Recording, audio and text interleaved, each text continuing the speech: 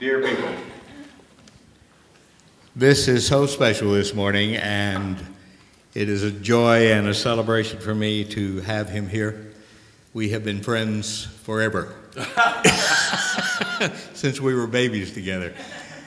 I knew from the very moment that he walked into our ministry and started his work that this was a superstar. And he has touched the lives of thousands and thousands of people all over the world. He is a joy and a celebration. For those who've heard him before, you know what I'm talking about. And if you've never heard him, I congratulate you for being here. This will be a special time. His CD, his meditation CD, is here for you, and also his wonderful book, It's So Easy, is also available to you. And we have a great seminar happening this afternoon, but we're going to kick it off with this morning and this wonderful experience. His name is Dr. Harry Moses. Get him up here.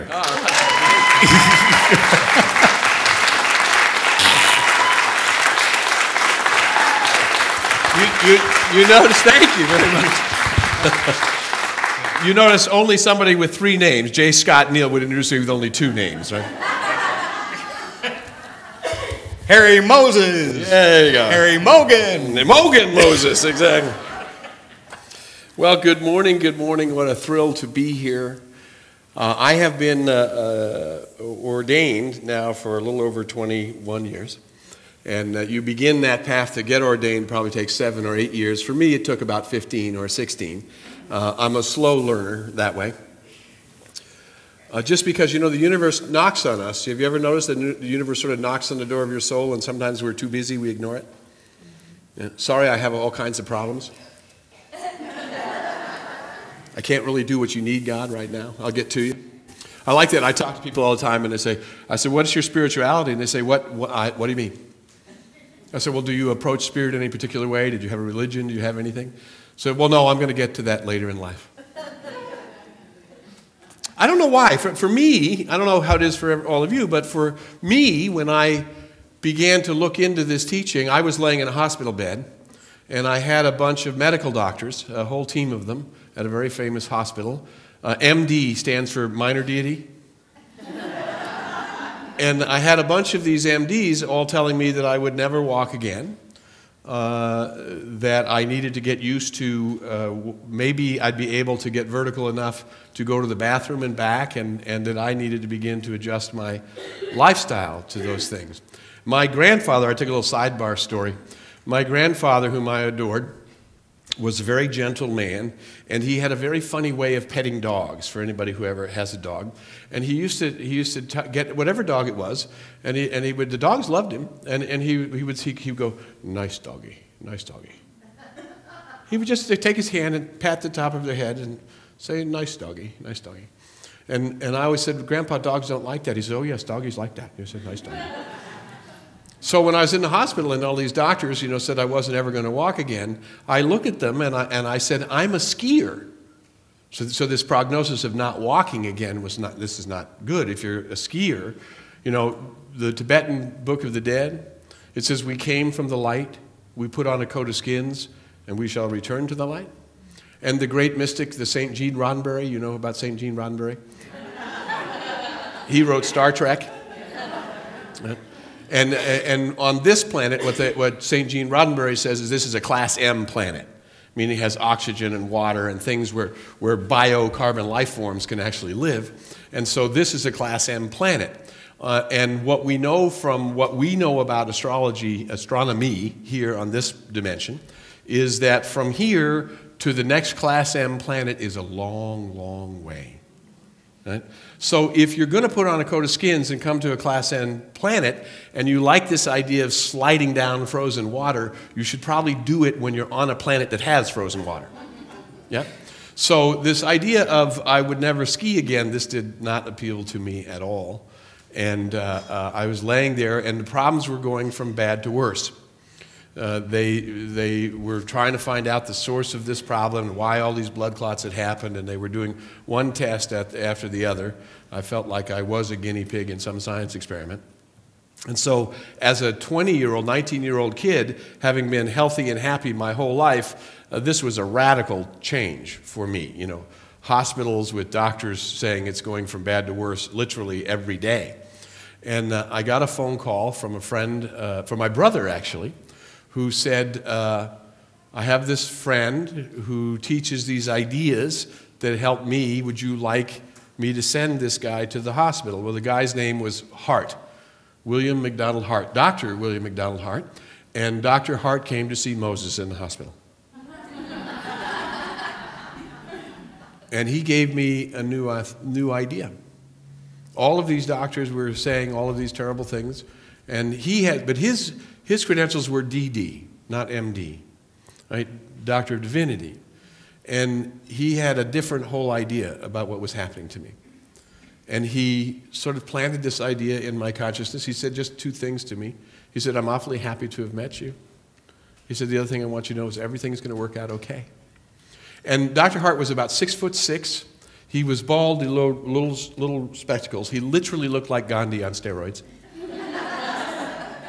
Now, if I showed you a portrait, you go, oh my God, he did look like Gandhi on steroids. That's what he looked like. And so he gave me these two words, and after he listened to me talk for quite a while, and then he walked out the hospital room. Just shook my hand and walked out the hospital room.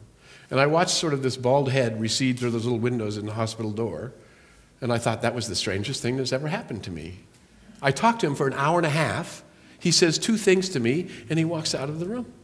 Well, outside of my hospital window, there was a big billboard. It said tough. Just in big black letters all across the thing, it said tough. In little red letters at the top, it said Chevette. Chevette is a GM car that's long gone, but tough is still around. And I looked at that billboard that said tough, and I started to laugh. I just started to laugh. Because some part of me knew that what he just said was true.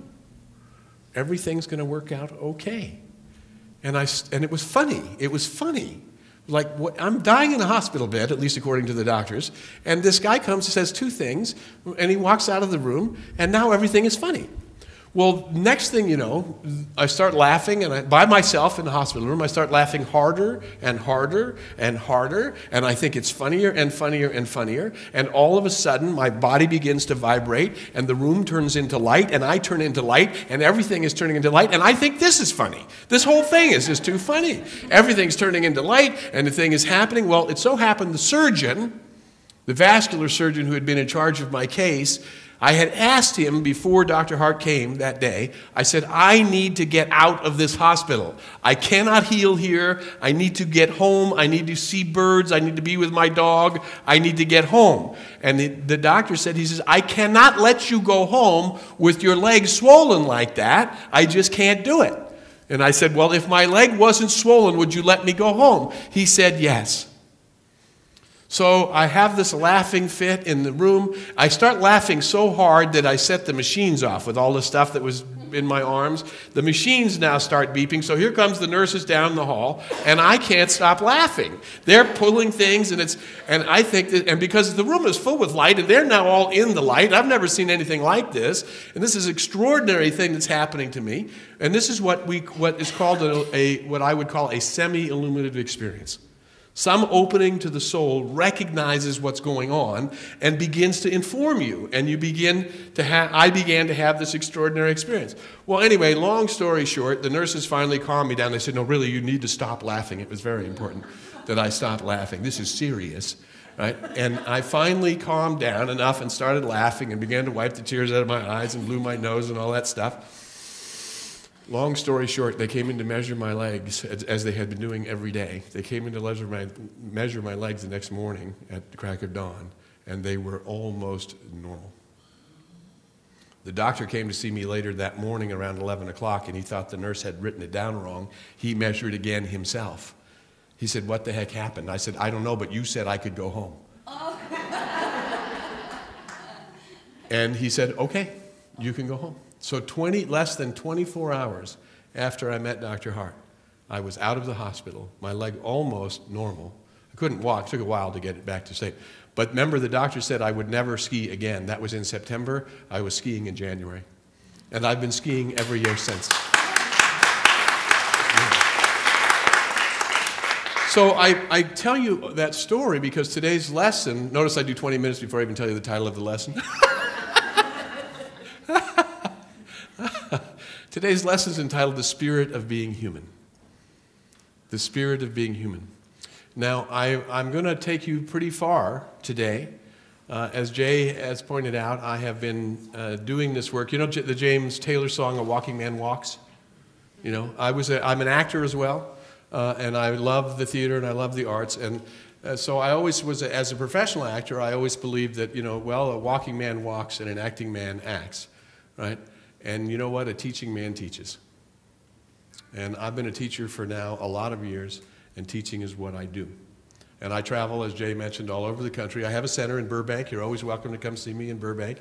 I'm there at usually 3 Sundays a month, 3 or 4 depending, and then I'm out on the road at least 12 times a year to do this kind of work. And when I go out on the road, I do a Sunday service or 2, and I always invite people to come to the workshop because I'm a teaching man and I teach, and if nobody's there to listen, it doesn't do any good. So if the ideas we talk about today, if my energy is attractive to you today, it's not about me personally, it's about the things that I've learned. And I love to be able to download this information. So this afternoon's workshop is entitled Conscious Living. As Jay said when he first took the program, he said, when he stood on the platform, he said, everybody say, I am awake. Let's say that again, say, I am awake. I'm awake. So there's a great metaphysician by the name of Ernest Holmes. Some of you might have heard of him. He was a metaphysician from the last century.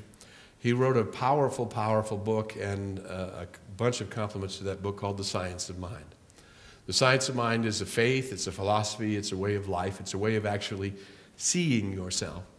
And I have found myself as a student of this great teacher's, and I became a student of this great teacher through the lineage of his student, who was Dr. Hart, and his friends, who were Dr. J, and all the way back to that first generation of teachers that came directly from Dr. Holmes. I got to be part of the second generation. I learned from the first generations of the teachers, and now I'm the second generation, and the lineage goes on. When I first started to speak, they always used to say to me, you know so much for someone so young. They just don't say that to me anymore.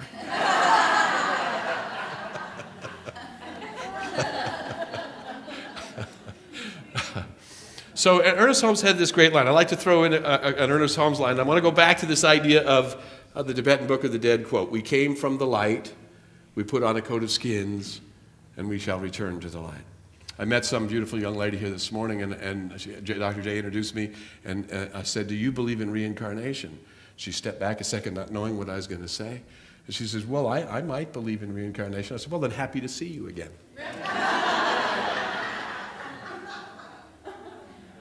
Ernest Holmes says, if there is a right relationship between the spirit and mind, listen carefully, now this is powerful. If there is a right relationship between the spirit and mind, then the mind principle acting as law will automatically reflect the right bodily reaction and equally right environmental reaction. Let me say that again. If there is a right relationship between spirit and mind, then the mind principle acting as law will automatically reflect a right bodily reaction and an equally right environmental reaction. So let me take this apart for you a little bit. Really, when I say to people, what is your spirituality? You remember I spoke about this earlier. So what is your spirituality? Sometimes they don't even know what that means. They say, well, did you have a religion that you came from? How do you address your spiritual nature? And very often you hear from people, later.